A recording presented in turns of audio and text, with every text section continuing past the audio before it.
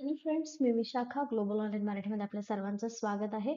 आजच्या सेशनमध्ये आपल्याला महाराष्ट्र सेट परीक्षा 2025 साठी पेपर इकॉनॉमिक्सचं प्रिपरेशन करायचं आहे. या प्रिपरेशनमध्ये आपण युनिट घेतला होता मॅक्रो इकॉनॉमिक्स, तो आज आपला कम्प्लीट होईल आणि ज्याचा आपला टॉपिक जो स्टार्ट आहे मॅक्रो इकॉनॉमिक्स मधला तो आहे मॉनिटरी अँड फिस्कल पॉलिसी, म्हणजे मौद्रिक आणि वित्तीय धोरण. इकॉनॉमीमध्ये इन्फ्लेशन, महागाई, मंदी या ज्या सिच्युएशन्स येत असतात, या सिच्युएशनला मेंटेन करण्यासाठी किंवा या सिच्युएशनला कंट्रोलमध्ये आणण्यासाठी गव्हर्नमेंटला या दोन पॉलिसीज इम्प्लिमेंट कराव्या लागतात, मॉनिटरी आणि फिस्कल पॉलिसी. सो त्या कशा पद्धतीने वर्क करतात किंवा कशा पद्धतीने त्यांचं इम्प्लिमेंटेशन केलं जातं इकॉनॉमीमध्ये, ते आपल्याला आजच्या सेशनमध्ये बघायचं आहे. सो सुरू करायच्या सेशनला. ओके. सो सेशन स्टार्ट करण्यापूर्वी एक इम्पॉर्टंट सूचना किंवा संधी आहे त्या स्टुडंटसाठी, जे स्टुडंट्स या वर्षीची एक्झाम टार्गेट करतायत त्यांच्यासाठी पेपर 2 एक्झाम इकॉनॉमिक्स साठी फुल कोर्स घेऊन आलो आहोत. ज्या फुल कोर्स मध्ये आम्ही तुम्हाला देणार आहोत संपूर्ण अभ्यासक्रम मॉक टेस्ट, संपूर्ण अभ्यासक्रम notes, video lectures plus live lectures, PYQs आणि पेपर 1 फुल कोर्स. म्हणजे या ठिकाणी पेपर 2 सोबतच तुमचं पेपर 1 चंही प्रिपरेशन करून घेतलं जाणार आहे या फुल कोर्स मध्ये, जो तुम्हाला गॅरंटीड मॅक्झिमम स्कोर मिळवून देईल येणाऱ्या MS सेट एक्झाम मध्ये. या फुल कोर्सची फीस आहे 10,000 रुपीज, 20% डिस्काउंट त्याच्यावर प्रोव्हाइड करत आहोत. आफ्टर डिस्काउंट त्याची फीस ओनली 8,000 होते. 8,000 मध्ये पेपर 1 पेपर 2 दोन्हीचंही प्रिपरेशन करून घेतलं जाईल एक्झामच्या डेट पर्यंत. प्रोसिजर एकदम सोपी आहे. इकडे दिलेल्या व्हॉट्सअप नंबरला मेसेज करा किंवा प्ले स्टोअरवरून ग्लोबल ऑनलाईन नावाचं ऍप डाउनलोड करा. ऍपच्या सर्च बॉक्समध्ये जस्ट MS इकॉनॉमिक्स सर्च करा आणि लगेचच कोर्सला जॉईन व्हा. लक्षात घ्या, 24 मार्च ही न्यू बॅच तुमच्याकरता स्टार्ट होतीये. तर लवकरात लवकर इकडे तुम्ही तुमचं रजिस्ट्रेशन करा आणि सुरुवात करा प्रिपरेशनला विदाउट वेस्टिंग टाइम.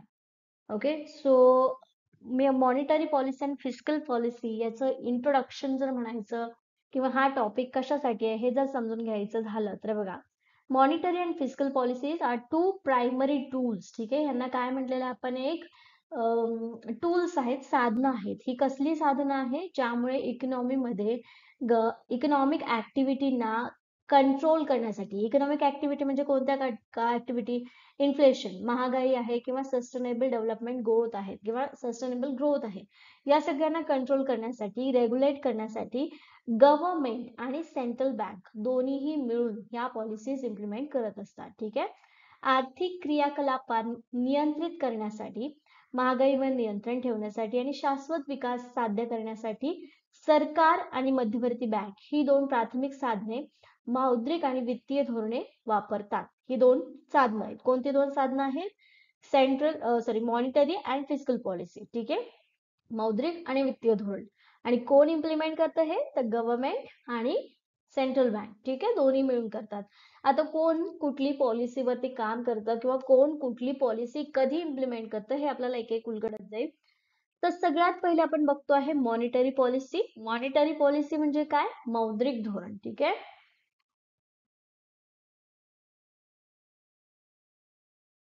याची डेफिनेशन बघू आणि मग आपण पुढे जाऊया. Monetary policy refers to the control of money supply and interest rate by the central bank, that is RBI. इंडियाची सेंट्रल बँक कोणती आहे? RBI. तर मॉनिटरी पॉलिसी जी आहे ते कोण इम्प्लिमेंट करतं किंवा त्याच्यावर कंट्रोल कोणाचा असतो? तर सेंट्रल बँकेचा. पूर्ण देशातल्या मध्यवर्ती बँकेचा त्यांच्यावरती कंट्रोल असतो. To achieve macro economic objective like inflation control, economic growth and financial stability, या सगळ्या गोष्टींसाठी मॅक्रो इकॉनॉमिक्स मध्ये किंवा स्थूल अर्थशास्त्रामध्ये महागाई म्हणा किंवा आर्थिक वाढ असेल किंवा आर्थिक स्थिरता असेल, या सगळ्यांवरती वर्क करण्यासाठी RBI काय करत असते? वेगवेगळ्या प्रकारे काम करत असते मौद्रिक धोरणांवरती. कशा पद्धतीने मौद्रिक धोरण इथे काम करतात? तर या ठिकाणी बघा, ऑब्जेक्टिव्ह ऑफ मॉनिटरी पॉलिसी काय काय आहेत याला आपण मराठीमध्ये बघूया. ओके. चलनवाढीचे नियंत्रण, आर्थिक विकास आणि वित्तीय स्थैर्य यासारख्या व्यापक आर्थिक उद्दिष्टांची पूर्तता करण्यासाठी मध्यवर्ती बँकेद्वारा, उदाहरणार्थ भारतातील RBI. ठीक आहे, मध्यवर्ती बँक सगळ्या प्रत्येक देशाची, प्रत्येक कंट्रीची मध्यवर्ती बँक ही कशी असते? वेगळी असते. तर भारताची कोण आहे मध्यवर्ती बँक? RBI. पैशाचा पुरवठा आणि व्याजदरांवर नियंत्रण ठेवण्यासाठी पतधोरण नियंत्रण करण्यासाठी पतनियंत्रण किंवा पतधोरण. ठीक आहे, चलन धोरण याला आपण काय काय म्हणतो बघा, चलन विषयक धोरण, मौद्रिक धोरण, पतधोरण, या सगळ्या नावाने यांना ओळखलं जातं. आणि हे कोण नियंत्रित करतं? तर मध्यवर्ती बँक. तर या पतधोरणाची उद्दिष्टे कोणती कोणती? एक तर सगळीकडे किंमत स्थिरता राखली पाहिजे. आपण बघितलं की इकॉनॉमीमध्ये महागाई खूप होती. म्हणजे महागाईची जेव्हा सिच्युएशन येते तेव्हा सगळ्यांनाच प्रॉब्लेम्स येत असतात. ही महागाई वाढू नये यासाठी किंमत स्थिरता ठेवणं आपल्याला गरजेचं आहे. तर ही किंमत स्थिरता कधी ठेवायची असते? महागाई आणि चलनवाढीवर नियंत्रण ठेवलं की किंमत स्थिरता आपल्याला मिळून जाईल. सो पतधोरणाद्वारे किंवा पतनियंत्रणाद्वारे आपल्याला किंमत स्थिरता राखता येते.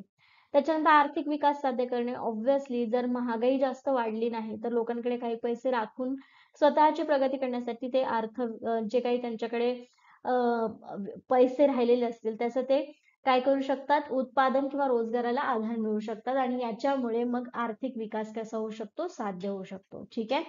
विनिमय दर स्थिरता. जसं की आपण बघितलं जेव्हा आपण भारताचा म्हणजे एक देश दुसऱ्या देशाशी व्यापार करत असतो त्यावेळेस त्यांना एक विनिमयाचं साधन किंवा विनिमय चलन लागत असतं.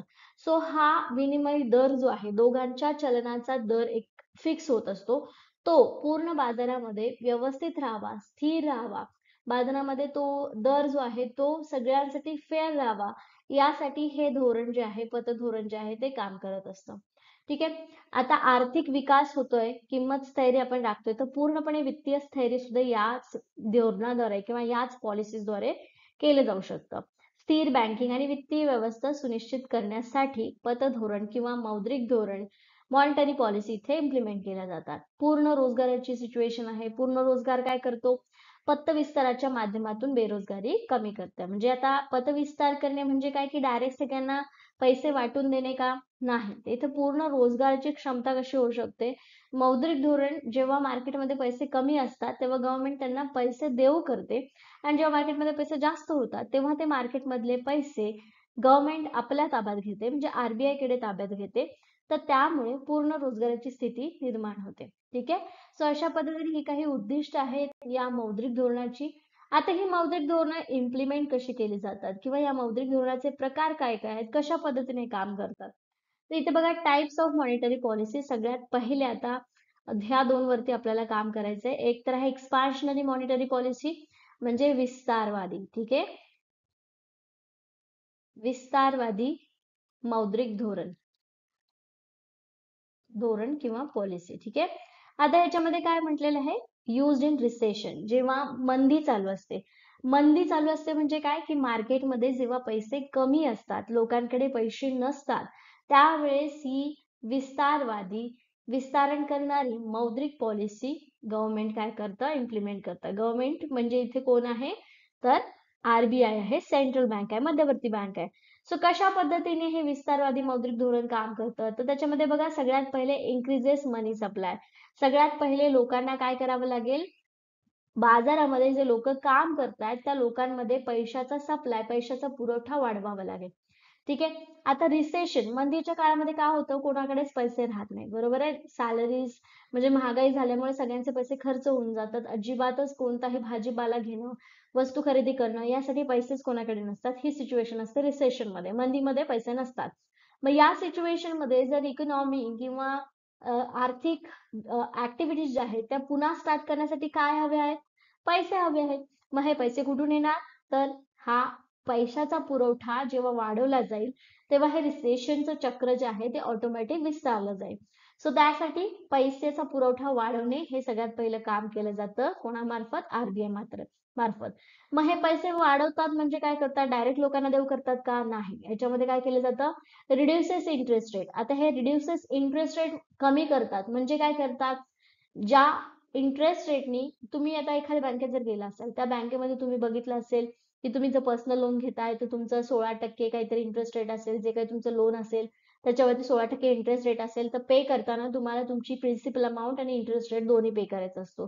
सो या रेट वरती सुद्धा लोक आपण काय विचार करतो? बापरे, 16% इंटरेस्ट रेट आहे, ठीक आहे मला नको लोन किंवा मी कमी लोन घेईन किंवा आपण दुसऱ्या बँकेत ट्राय करू जिथं हा इंटरेस्ट रेट कसा असेल? कमी असेल. सो जेव्हा इंटरेस्ट रेट कमी होतो तेव्हा लोक काय करतात? जास्ती लोक कर्ज घ्यायला तयार होतात किंवा डेप्थ घ्यायला तयार होतात. पैसेच नाही आहेत ना, मग आपण काय करणार? कर्ज घेणार. कर्ज घेऊ. कसं घेऊ? इंटरेस्ट रेटचा विचार करू. बँकेने इंटरेस्ट रेट कमी केलाय, जास्त लोन घेऊ.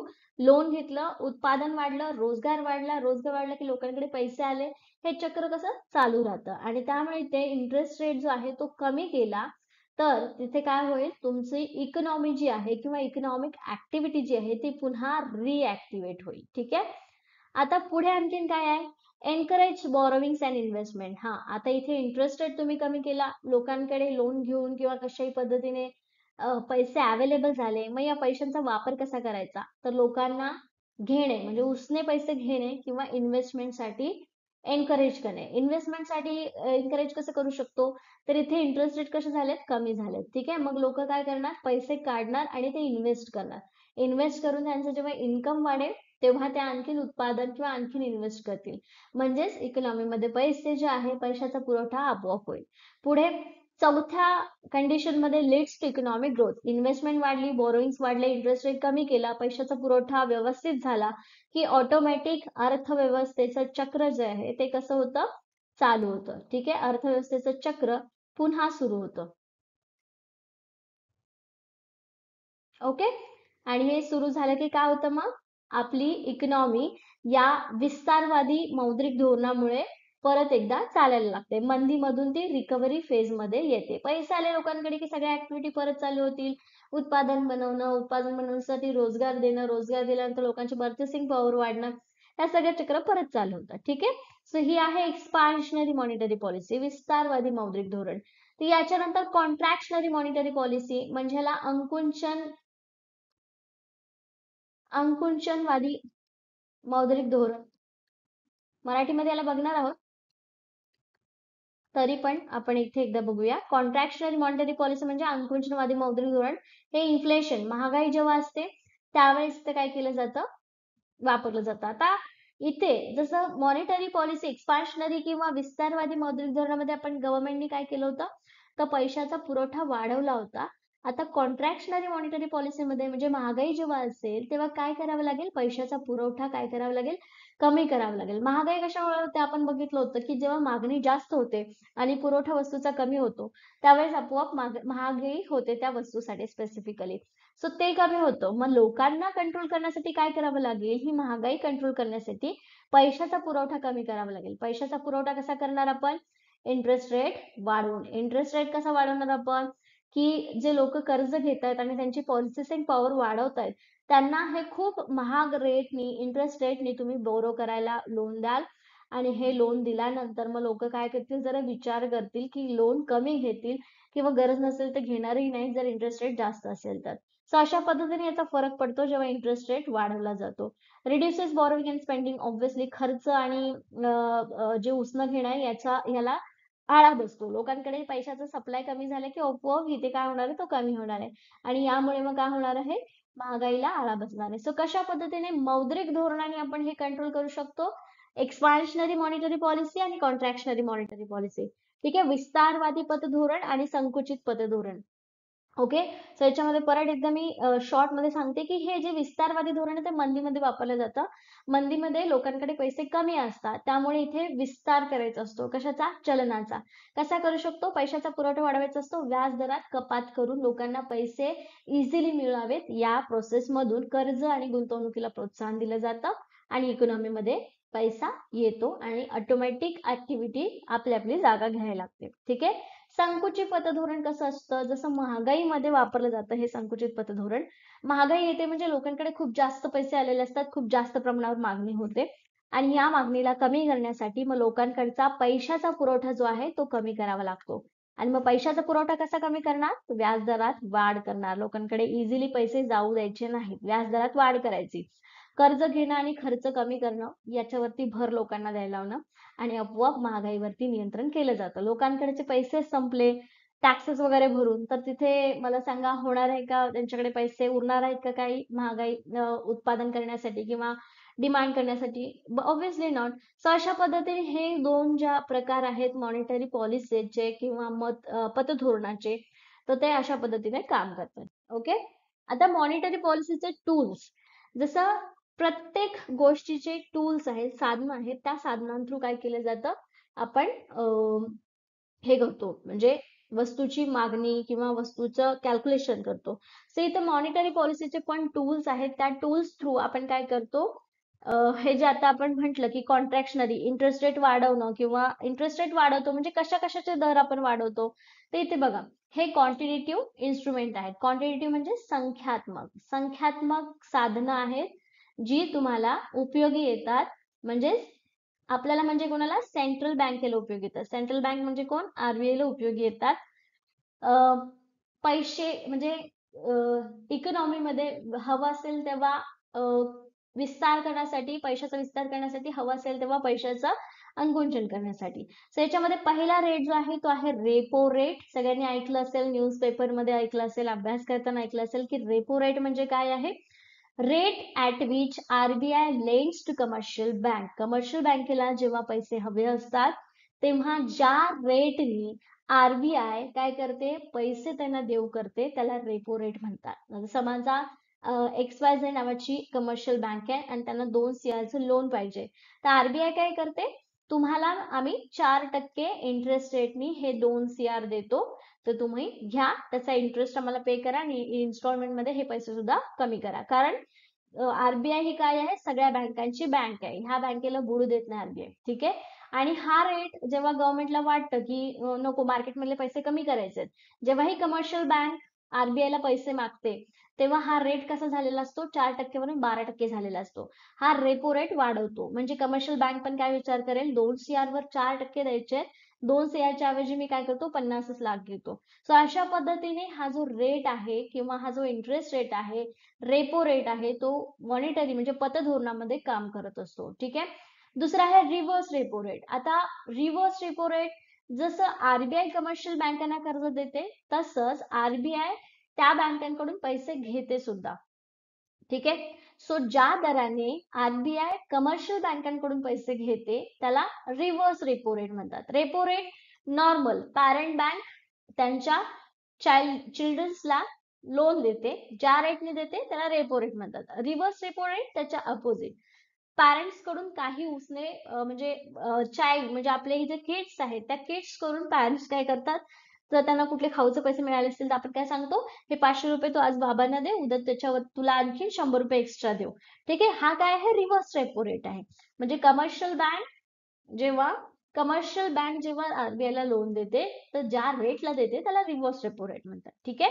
त्याच्यानंतर बँक रेट. बँक रेट काय आहे, सो लॉंग टर्म साठी जेव्हा कोणतीही बँक RBI कडून लोन घेते किंवा पैसे घेते, उसने पैसे घेते, उसने नाही म्हणता येत इथे, पण जे पैसे घेते, ज्या रेटने घेते, ज्या इंटरेस्ट रेटने घेते त्याला बँक रेट असं म्हणतो. ओके. Cash reserve ratio. आता बँक रेट झालं, रेपो रेट झालं, रिव्हर्स रेपो रेट झालं. त्याच्यामध्ये repo rate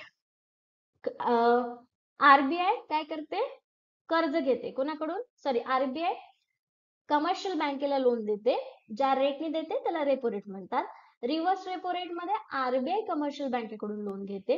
bank rate RBI जे आहे ती लॉंग टर्म साठी बँकांना लोन देते. ठीक आहे. त्याला बँक रेट म्हणतात, ज्या रेटने ती बँक देते लोन.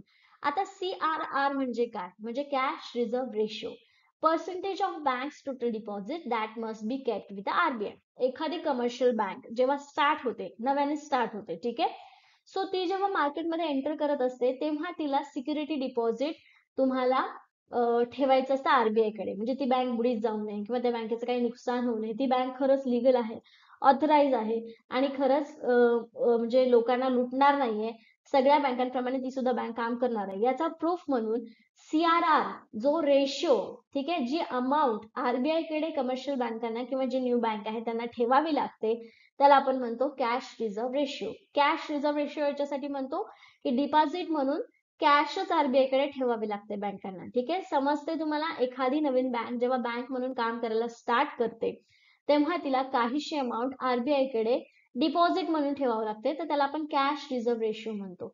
आणि SLR म्हणजे काय आहे इथं, आता स्टॅच्युटरी लिक्विडिटी रेशिओ.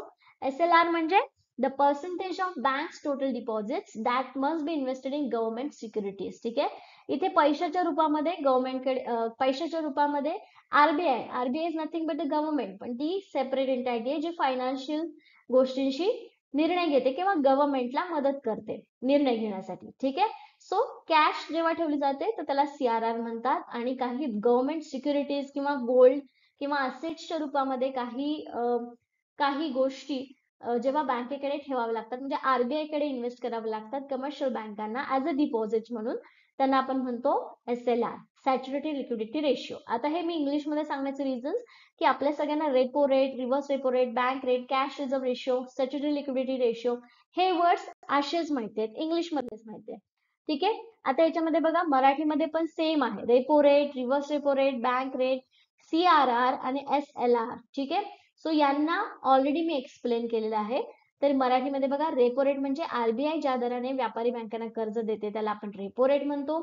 आरबीआय ज्या दराने बँकांकडून कर्ज घेते त्याला आपण रिव्हर्स रेपो म्हणतो. आरबीआयचा बँकांना दीर्घकालीन कर्जाचा दर म्हणजे बँक रेट, तर ह्या दोघांना आपण बँक रेट म्हणू शकतो. ठीक आहे. त्याच्यानंतर कॅश रिझर्व्ह रेशो, बँकेच्या एकूण ठेवीच्या टक्केवारी जी आरबीआय कडे ठेवणे आवश्यक आहे, जे इम्पॉर्टंट आहे, कंपल्सरी आहे, त्याला CRR म्हणतो. वैधानिक तरलता गुणोत्तर, बँकेच्या एकूण ठेवींची टक्केवारी जी सरकारी रोख्यांमध्ये गुंतवली जाणे आवश्यक आहे म्हणजेच कंपल्सरी आहे, त्याला SLR म्हणतात. ओके. देन नेक्स्ट, आता क्वालिटेटिव्ह मेथड, क्वांटिटेटिव्ह मेथड आपण बघितले, म्हणजे संख्यात्मक कोणती साधनं आहे जी ही पतधोरण नियंत्रणासाठी उपयोगी येतात. पुढे जाऊन आता क्वालिटेटिव्ह इन्स्ट्रुमेंट पण आहेत, क्वालिटेटिव्ह साधनं पण आहेत जी आपल्याला मदत करतात या मार्केटमधले ही धोरणं कमी करण्यासाठी. एक तर आहे मार्जिन आवश्यकता, म्हणजे changing the margin percentage of the loans for the loans, म्हणजे जे आपण रेट बघितले त्या रेट मध्ये म्हणजे तुम्हाला आता काय केलं जातं की तुम्हाला आपण म्हणजे क्रेडिट स्कोर वरती बघा तुम्हाला लोनची काय असते, एक लिमिट दिलेली असते की या लिमिट पर्यंत तुम्हाला लोन मिळेल. ठीक आहे. पर्सनल लोन तर तुम्ही जर बघितलं असेल पतसंस्था, पतसंस्थांना 2 लाखापर्यंत लोन देण्याची लिमिट आहे. हे जे मार्जिन पर्सेंटेज आहे ते काय होत असतात, इथे रिक्वायरमेंट स्टेट केलेली असते, ती चेंज करणं हे क्वालिटेटिव्ह मेथड मध्ये काम येतं. Credit rationing, restricting credit for certain sectors, म्हणजे काही सेक्टर्स ज्या ठिकाणी जर म्हणजे पैसे मार्केटमध्ये खूप जास्त झाले असतील तर त्यावेळेस काही लोकांना तिथं क्रेडिट म्हणजे जे आपण क्रेडिट कार्ड, तुम्हाला माहिती आहे क्रेडिट म्हणजे काय की तुम्ही त्या पैशाचा वापर आता करू शकता नंतर भरू शकता. हे जे क्रेडिट आहे तिथं रिस्ट्रिक्शन आणलं जाऊ शकतं की बाबा मार्केटमध्ये आता पैसे खूप कमी आहेत आणि हे वाढवायचे आहेत, तेव्हा हे रिस्ट्रिक्शन काढून घेतले जातात. पण ज्यावेळेस पैसे खूप जास्त आहेत तेव्हा काही वेळेला ते रिस्ट्रिक्शन टाकले जातात. जसं महागाई झाली आहे, लोकांकडे खूप जास्त पैसे आहेत आणि त्यांना ते कमी करायचे आहेत मार्केटमधले पैसे, तर सांगितलं जाऊ शकतं की क्रोमामध्ये तुम्ही क्रेडिट कार्ड वापरू शकत नाही. ठीक आहे. रिलायन्स स्मार्ट मध्ये तुम्ही फक्त कॅशच घेऊ शकता, UPI करू शकता. सो असे काही रिस्ट्रिक्शन्स असतात, सर्टन सेक्टर्स मध्ये ते लागू केले जाऊ शकतात. विशिष्ट क्षेत्रांसाठी कर्जावरती निर्बंध घातले जाऊ शकतात. सॉरी, टक्केवारी बदलणे. नैतिक ताळमेळ म्हणजे बँकांना धोरणात्मक मार्गदर्शन तत्वांचे पालन करण्यास प्रवृत्त केलं जातं. म्हणजे की खरंच कोण ट्रस्टवर्दी असेल किंवा खरंच कोणाला अगदीच गरज असेल त्यांनाच तुम्ही लोन देऊ करा. अशा पद्धतीने क्वालिटेटिव्ह मेथड मध्ये काय करू शकतात, पत नियंत्रण करू शकतो. ठीक आहे. आता याच्या पुढे जाऊन आपण मॉनिटरी पॉलिसी कंप्लीट बघितलेलं आहे. याच्यामध्ये कोणाला काही डाऊट असेल तर डायरेक्टली मला आपल्या ग्रुपवरती मेसेज करा, आपण तिकडे देखील त्याच्यावर डिस्कशन करू. जर काही डाऊट असेल तर तुम्हाला लगेचच समजेल. ठीक आहे. आता पुढचा पॉइंट आपण डिस्कस करूया, दॅट इज फिस्कल पॉलिसी. म्हणजे फिस्कल पॉलिसीला आपण काय म्हणतोय, एक तर मौद्रिक धोरण आणि विकासात्मक धोरण, राईट. ओके. सो इथे फिस्कल पॉलिसी म्हणजे काय, तर fiscal policy refers to the government revenue and expenditure. आता याच्यामध्ये बघा मॉनिटरी पॉलिसी आरबीआय हँडल करते. आता जी फिस्कल पॉलिसी आहे जे इकॉनॉमी मधल्या इन्फ्लेशन आणि रिसेशन या गोष्टींना कंट्रोल करतं. म्हणजे मंदी आणि महागाई या दोन्ही गोष्टींना कंट्रोल करण्यासाठी जसं इकॉनॉमी मध्ये मौद्रिक धोरण आहे तसेच हे फिस्कल पॉलिसी सुद्धा आहेत. आता ही फिस्कल पॉलिसी कशाशी रिलेटेड आहे, तर महसूल आणि खर्च.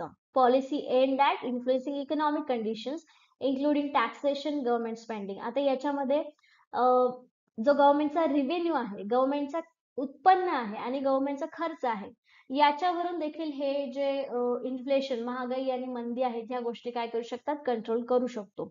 ठीक आहे. सो याचे ऑब्जेक्टिव्ह काय काय त्या फिस्कल पॉलिसीचे, हा. So it's a perfect word आहे फिस्कल पॉलिसीचा, राजकोषीय धोरण. मराठीमध्ये एकदा आपण डेफिनेशन बघूया.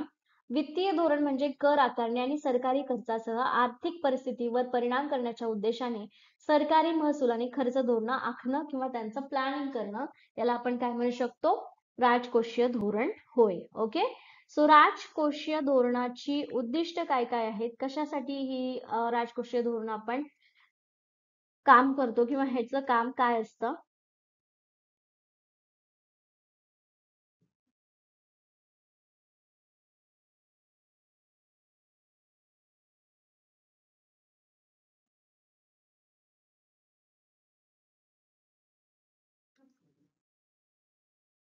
ओके, सो पहिलं उद्दिष्ट आहे आर्थिक विकास म्हणजे जीडीपी आणि रोजगार वाढवणे. ठीक आहे, तर जीडीपी आणि रोजगार वाढवण्यासाठी हे राजकोषीय धोरण कामाला येतात.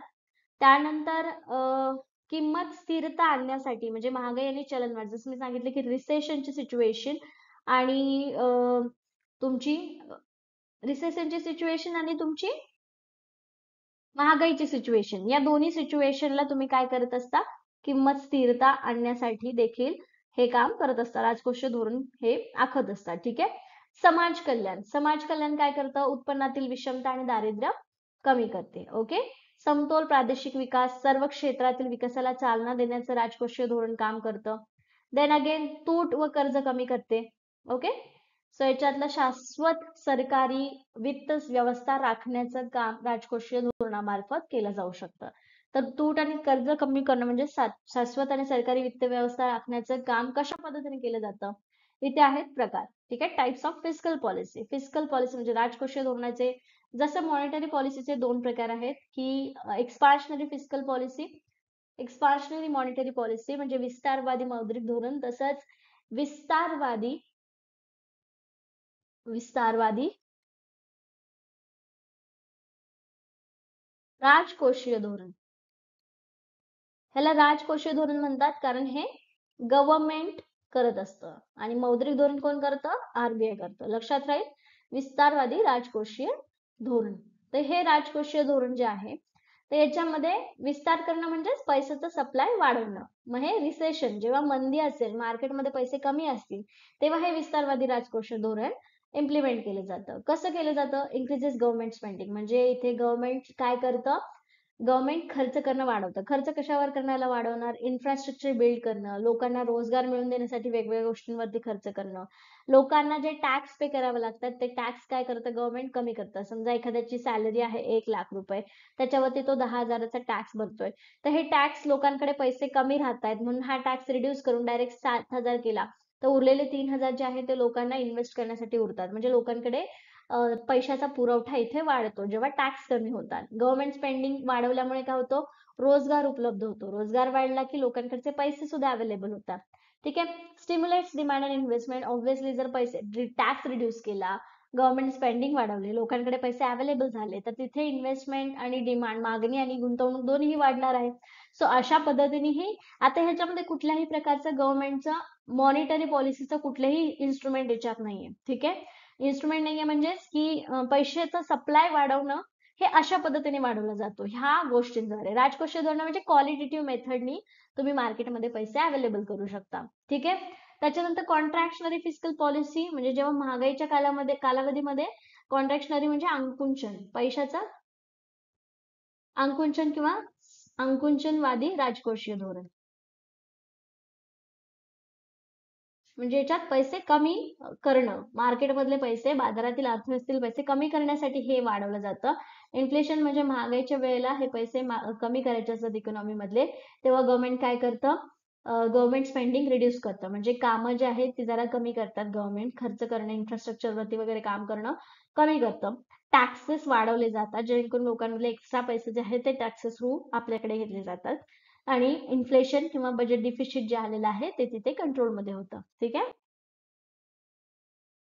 ओके, सो इथे बघा विस्तारवादी वित्तीय धोरण किंवा विस्तारवादी राजकोषीय धोरण जे मंदीत वापरलं जातं. काय काय केलं जातं याच्यामध्ये, एक तर सरकारी खर्चात वाढ केली जाते ज्याच्याने रोजगारावरती भर पडतो किंवा रोजगार वाढतो. त्याच्यानंतर कर कमी दिले जातात, टॅक्सेस कमी केले जातात, मागणी आणि गुंतवणुकीला उत्तेजन दिलं जातं आणि ज्यामुळे वित्तीय धोरणामध्ये वाढ होते. सॉरी, वित्तीय धोरण जे आहे ते मार्केटमध्ये पैसे अवेलेबल करण्यासाठी उपयोगी येतात. ओके, संकुचित वित्तीय धोरण महागाईमध्ये वापरलं जातं म्हणजे लोक मार्केटमधले पैसे कमी करण्यासाठी. तर याच्यामध्ये सरकारी खर्चात कपात केली जाते, करात वाढ केली जाते जेणेकरून लोकांचे पैसे काय व्हावे, ते कमी व्हावे आणि महागाई आणि अर्थसंकल्पीय तूट नियंत्रण करण्यासाठी हे संकुचित वित्तीय धोरण, राजकोषीय धोरण जे आहे ते तिथे कामी येतं. ओके, पुढे जाऊन आता हे काय आहेत आपले, जसं मॉनिटरी पॉलिसीचे टूल्स होते की बँकेचे वेगवेगळे रेट्स आहेत, त्या रेट्स थ्रू बँकेतले मार्केट मधले इकॉनॉमी मधले पैसे कमी केले जात होते थ्रू आरबीआय.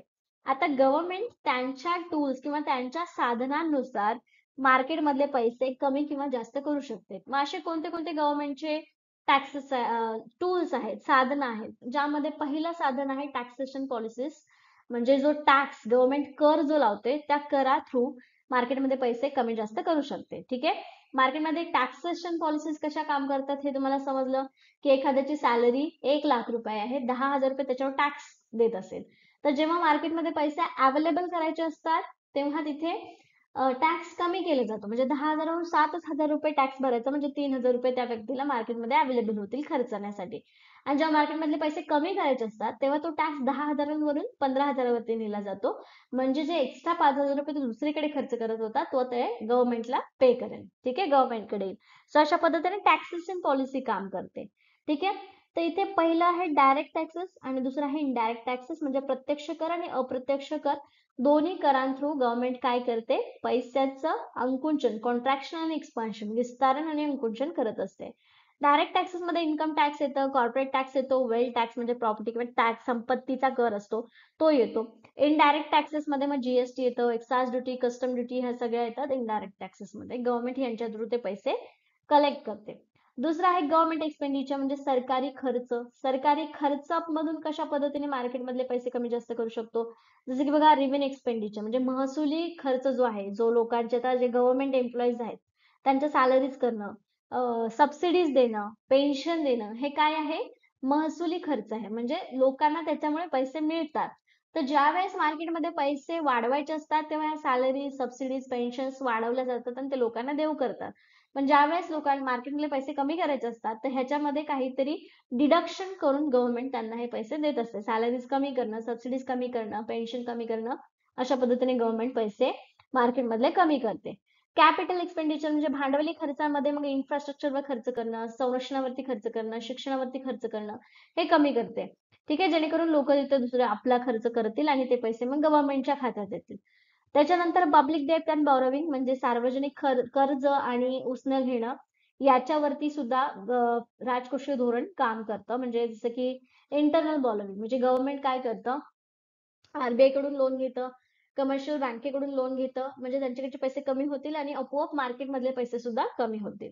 ठीक आहे, एक्सटर्नल बॉरोविंग्स म्हणजे काय होतं की जेव्हा एखाद्या महागाईची सिच्युएशन आहे, ती महागाईची सिच्युएशन, सॉरी मंदीची सिच्युएशन असेल तर मंदीची सिच्युएशन कमी करण्यासाठी गव्हर्नमेंट बाहेरून सुद्धा लोन घेते. बाहेरून म्हणजे IMF, वर्ल्ड बँक, ह्या काय आहेत, संस्था आहेत, ज्या संस्था एखाद्या कंट्रीला खरंच फायनान्शियल गरज असेल त्यावेळेस तुम्हाला ती देऊ करते, पैसे देते अडचणीच्या वेळेस. ठीक आहे, सो तेव्हा ती एक्सटर्नल बॉरोइंग्स म्हणून ह्या संस्थांकडून ती घेतली जाते आणि ती त्यांना परत केली जाते, किंवा ती मदत असेल तर ती मदत परत केली जात नाही. ठीक आहे, सो ही आहेत राजकोषीय धोरणाची साधनं. जसं मॉनिटरी पॉलिसीची साधनं होती CRR, बँक रेट, त्याच्यानंतर repo rate, reverse repo rate, SLR, ही सगळी होती मौद्रिक धोरणाची साधनं.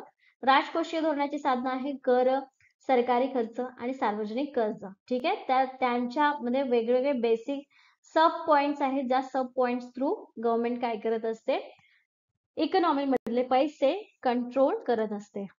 ओके, देन आता इथे बेसिक दोघांमधला डिफरन्स की मॉनिटरी पॉलिसी मध्ये काय होतं आणि फिस्कल पॉलिसी मध्ये काय होतं, जे आतापर्यंत आपण बघितलेलं आहे ते एका टेबल फॉर्मॅट मध्ये मी फक्त इथे मांडलेलं आहे, त्याला आता बघायचं आपण. ओके, जसं की फर्स्ट आहे इम्प्लिमेंटेड बाय. आता ही जी मॉनिटरी पॉलिसी आहे म्हणजे मौद्रिक धोरण जे आहे हे कोण इम्प्लिमेंट करतं किंवा कोण लागू करतं, ह्याच्यावरती कंट्रोल कोणाचा असतो, इथे सेंट्रल बँक म्हणजे आरबीआयचा. मॉनिटरी पॉलिसी मौद्रिक धोरणामध्ये गव्हर्नमेंटचा असतो आणि राजकोषीय धोरणामध्ये कोण याच्यावर नियंत्रण ठेवतो, राजकोषीय धोरणामध्ये ह्याच्यावरती गव्हर्नमेंट म्हणजे सरकार, स्पेसिफिकली फायनान्स मिनिस्ट्री म्हणजे वित्त मंत्रालय याच्यावरती काम करतं. ठीक आहे, तर मॉनिटरी पॉलिसीचे टूल्स कोणते कोणते आहेत, म्हणजे साधनं कोणती कोणती आहेत, तर याचे बघा interest rate, CRR, SLR, repo rate, हे रिव्हर्स रेपो रेट ही सगळी साधनं आहेत मॉनिटरी पॉलिसीची. आणि फिस्कल पॉलिसी म्हणजे राजकोषीय धोरणाची साधनं कोणती कोणती आहेत? टॅक्सेस, खर्च, कर्ज ही काय राजकोषीय धोरणाची साधनं आहेत. ठीक आहे, त्यांच्या थ्रू हे कव्हर करतं. आता मॉनिटरी म्हणजे मौद्रिक धोरणाची उद्दिष्टे काय काय आहेत? एकतर इन्फ्लेशन कंट्रोल करणं आणि इकॉनॉमी स्थिर करणं. आणि फिस्कल पॉलिसी राजकोषीय धोरणाचे उद्दिष्ट काय काय असणार आहेत? की ग्रोथला प्रमोट करणं आणि इनइक्वॅलिटी जी आहे ती रिड्यूस करणं. हे बेसिक ऑब्जेक्टिव्ह बद्दल चालले. तसं तर कॉमन ऑब्जेक्टिव्ह आहे की इकॉनॉमिक स्थिरता आणणं हे त्यांचं कॉमन ऑब्जेक्टिव्ह आहे.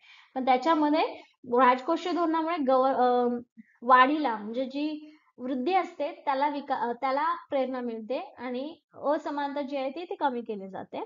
आणि मॉनिटरी पॉलिसीने डायरेक्ट महागाईवरती कंट्रोल केलं जातं आणि इकॉनॉमी स्टॅबिलाइज केली जाते.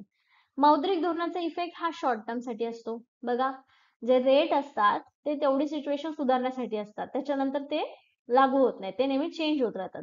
पण फिस्कल पॉलिसी किंवा राजकोषीय धोरणाचा इफेक्टिव्हनेस असतो तो लॉंग टर्म असतो. ठीक आहे, जर एखाद्या कंट्रीकडून लोन घेतलं असेल तर ते लॉंग टर्म जोपर्यंत फिटत नाही तोपर्यंत राहतं. सो राजकोषीय धोरणाचा जो इम्पॅक्ट आहे तो इफेक्टनेस जो आहे तो पूर्ण लॉंग टर्म राहतो. ठीक आहे. आता मॉनिटरी पॉलिसी आहे जे ऍडजस्टेड फ्रिक्वेंटली म्हणजे नॉर्मली आता हा जो रेट आहे तो कसा होत असतो? चेंज होत असतो. तर त्याला आपण म्हणतो की नेहमी हा ऍडजस्ट होत असतो, वारंवार चेंज होत राहतो. आणि फिस्कल पॉलिसी किंवा राजकोषीय धोरण हे काय आहे? ह्यांना गव्हर्नमेंटचं किंवा सरकारचं अप्रुव्हल लागतं, सरकारने हे मान्य करावं लागतं तेव्हा हे होऊ शकतं. ठीक आहे. Okay, so this is fiscal policy and monetary policy. Important topic आहे. वेट म्हणजे पब्लिक इकॉनॉमिक्स मध्ये पण हा टॉपिक आहे, पण याच्यामध्ये जर मॅक्रो इकॉनॉमिक्स मध्ये आपण बिझनेस सायकल किंवा या गोष्टींमध्ये आपण यांचं नाव मेन्शन केले तर हे आत्ताच होऊन जाऊ द्यावं, म्हणून मी आज हा टॉपिक कम्प्लीट केलेला याच्यामध्ये. सो याच्यामध्ये मौद्रिक धोरण आणि राजकोषीय धोरण यांच्यामध्ये संबंध काय आहे? सो याच्यामध्ये हे दोघं जण आहेत कॉम्प्लिमेंटरी आहेत, म्हणजे एकमेकांना पूरक आहेत. ठीक आहे. आर्थिक स्थैर्य आणि विकास साधण्यासाठी दोघांचंही उद्दिष्ट आहे. मी काय म्हटलं? दोघांचं कॉमन उद्दिष्ट आहे की आर्थिक स्थैर्य विकास साधणं. सो दोघही म्हणजे फक्त मौद्रिक धोरण किंवा फक्त राजकोषीय धोरण इथे काम करत नाही, तर दोन्हीही धोरण इथे काम करतात. दोघांचा संघर्ष कसा येते?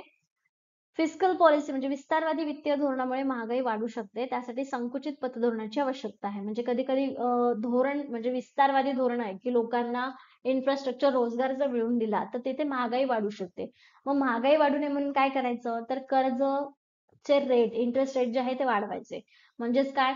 तर फिस्कल पॉलिसी आणि मॉनिटरी पॉलिसी हे एकमेकांना सांभाळून घेऊन एकमेकांच्या विरुद्ध सुद्धा वापरलं जाऊ शकतं इकॉनॉमी स्टॅबिलाइज करण्यासाठी. ठीक आहे. कोऑर्डिनेशन नीडेड, दोघांमध्ये हे पॉलिसीज व्यवस्थित अलाइन व्हायला पाहिजेत, अदरवाईज इकॉनॉमीमध्ये दोन्ही पॉलिसीजचा काहीही फायदा होणार नाही. ठीक आहे. Okay, so that's it for today. Fiscal policy आणि मॉनिटरी पॉलिसी ह्या दोन्ही पॉलिसीज आपण एक्सप्लेन केलेल्या आहेत. याच्यामध्ये कोणाला काही डाऊट असेल किंवा कोणाला समजलं नसेल तर मला लगेचच विचारू शकता. कुठला पॉइंट अडला असेल किंवा कुठला पॉइंट राहिला असेल तरी पण मला सांगू शकतात. ठीक आहे. Hope this is clear to everyone.